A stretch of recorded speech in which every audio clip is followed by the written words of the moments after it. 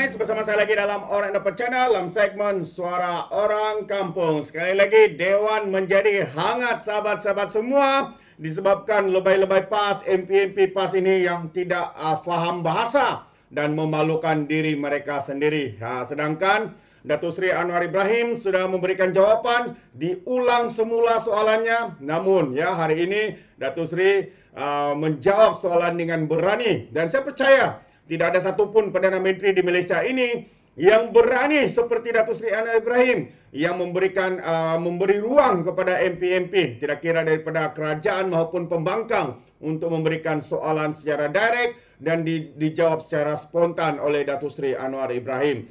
Jadi tanpa membuang masa sahabat semua, menarik untuk saya kongsikan apa yang berlaku di Dewan Rakyat sebentar tadi, yang mana MP PAS Taqiyuddin ini saya dengan mengeluarkan dokumen-dokumen pada tahun 1986, kononnya begitu dan begini, tapi hakikatnya sahabat semua, mereka cuba memusingkan segala jawapan yang diberikan oleh Datuk Seri Anwar Ibrahim, dan akhirnya apabila Perdana Menteri yang ke-10 memberikan jawapan, mereka terduduk, terdiam sahabat-sahabat semua.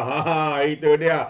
Jadi tanpa membuang masa, mari kita lihat dan dengar sendiri apakah yang sedang berlaku di Dewan Rakyat sebentar tadi. Ulangan yang keempat.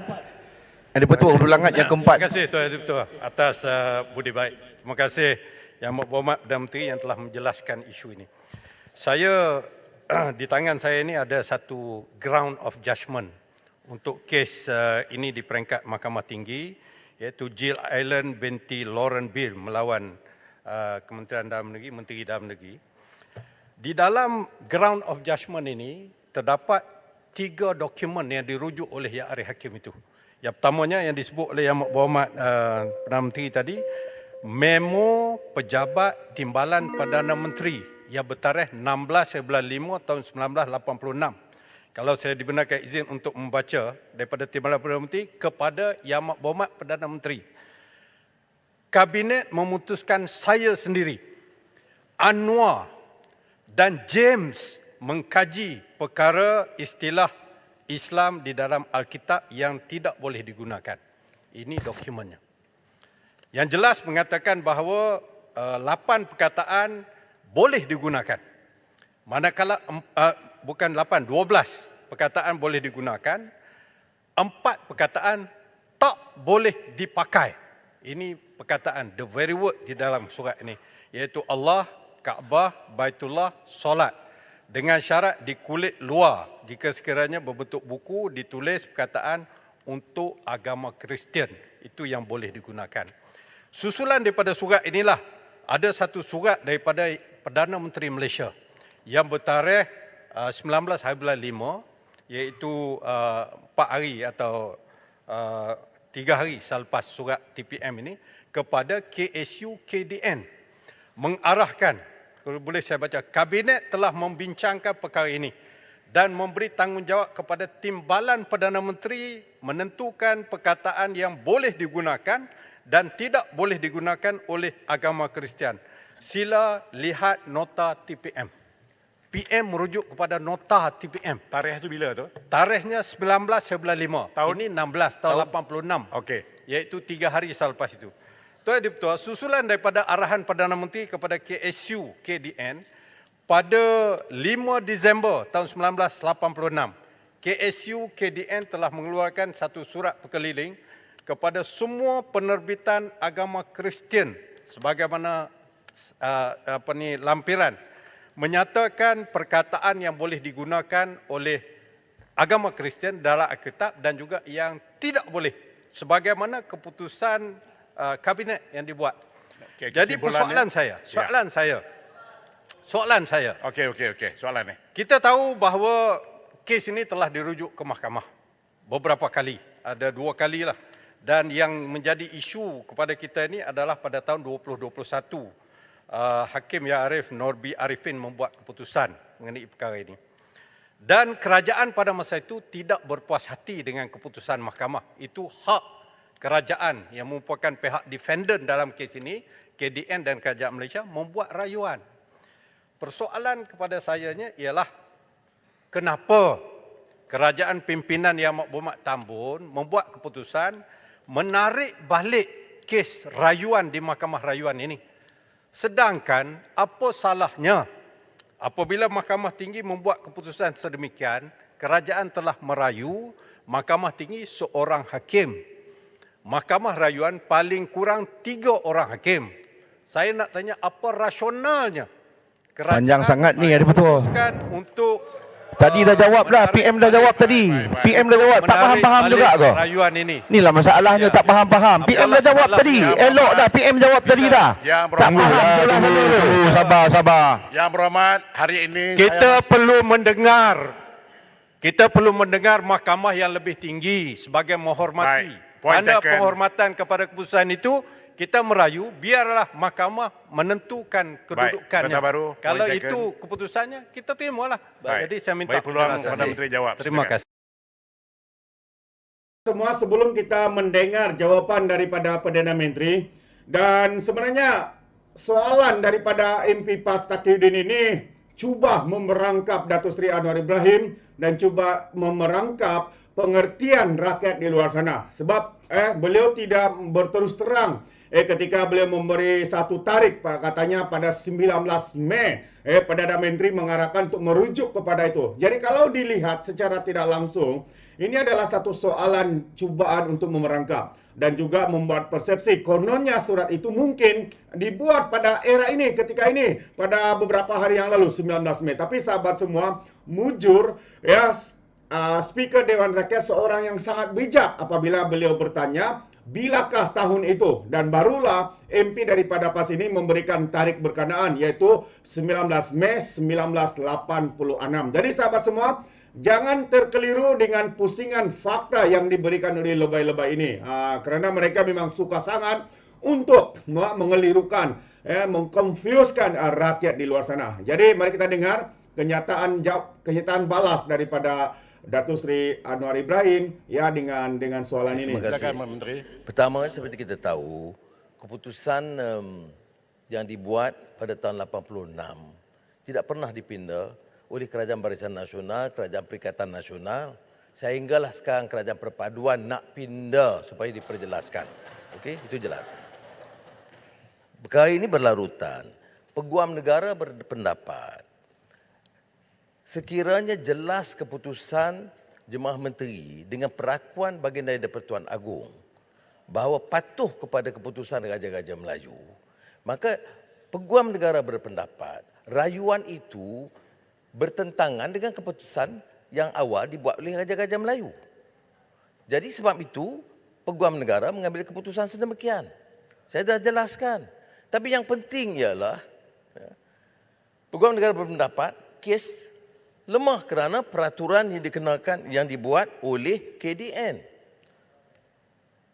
Maka keputusan yang dibuat atas pandangan Peguam Negara dan serta dirujuk kepada Dan Yang di-Pertuan Agong ialah memperkemaskan, kalau tidak kita buat rayuan, kes bangkit lagi kerana ada kecanggahan. Jadi sebab itu kita tamatkan dengan pindah semua peraturan supaya jelas tidak ada kes yang boleh dibawa mahkamah. Bagi saya ini lebih satu yang jelas, yang kekuatan. Apa yang lemahnya? Kalau kita kata umpamanya kita tarik balik rayuan, kemudian kekal keadaan yang keliru sekarang, itu mungkin kelemahan kita.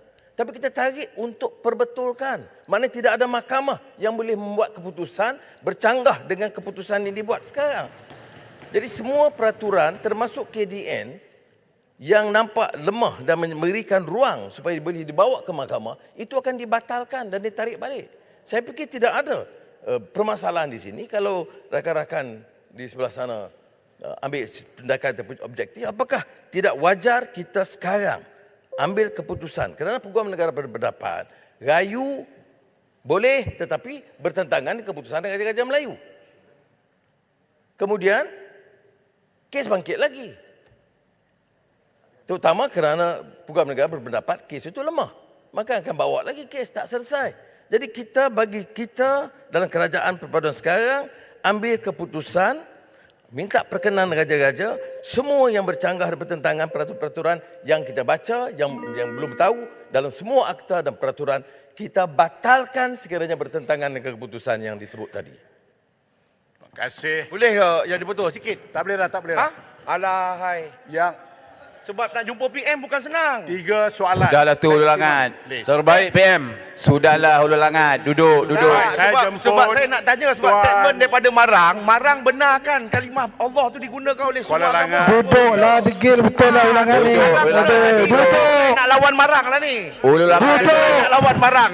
Lawan dia punya bos. Marang tak ada lawan buat apa. Terbaik PM. Baik, saya jemput Tuan.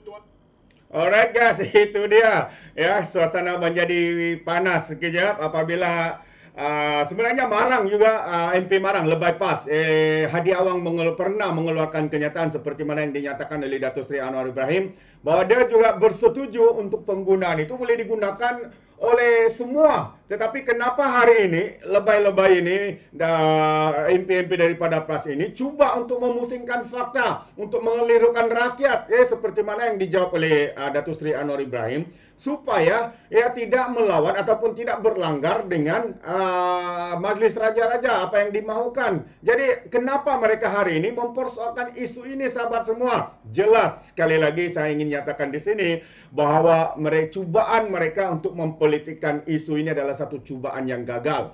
Walaupun selepas ini mungkin ada di antara mereka akan buat posting di TikTok, di YouTube, di Facebook atau di mana-mana sosial media yang lain, pastinya mereka akan mempolitikkan isu ini, dijadikan isu polemik dan sebagainya.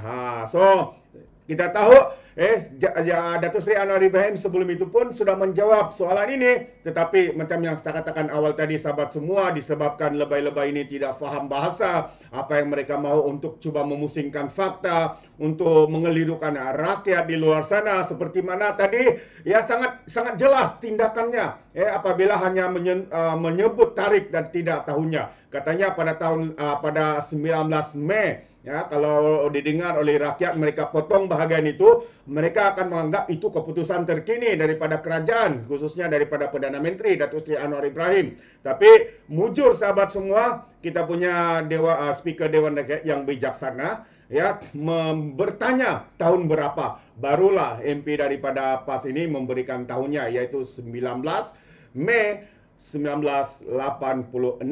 Jadi jangan terkeliru dengan cubaan memusingkan fakta daripada lebay-lebay ini, kerana kalau tidak mereka akan gunakan bahagian itu sahaja untuk dimasukkan di media sosial, bagi dipolitikkan, bagi mengatakan kononnya Perdana Menteri membuat begitu dan begini sahabat-sahabat semua. Jadi berhati-hati dengan cara-cara penipuan terbesar oleh lebay-lebay ini. Alright, itu saja pandangan saya untuk video ini. Terima kasih kerana bersama dengan saya Orang Indonesia Channel. Jadi sekiranya sahabat-sahabat semua mau memberikan sebarang komen, anda boleh berikan komen anda dalam ruangan komen. Tapi ingat, komen dengan cara berhema. Jangan menjadi seperti lebay-lebay ini. Walau-walautik, geng sapu bersih, geng takut Anwar apabila memberikan komen penuh dengan hasutan, kebencian, fitnah yang melampau. Sepertinya mereka menggunakan otak di lutut. Alright, izinkan saya untuk mengundurkan diri dan seperti biasa, peribahasa mengatakan tapapun kangkap, 2 ton keinginan. Dalam bahasa Melayunya, tepuk dadah, tanya selera. Sekian saya daripada Orang Indonesia Channel. Kita berjumpa lagi dalam info dan update yang seterusnya. Sekian, bye-bye.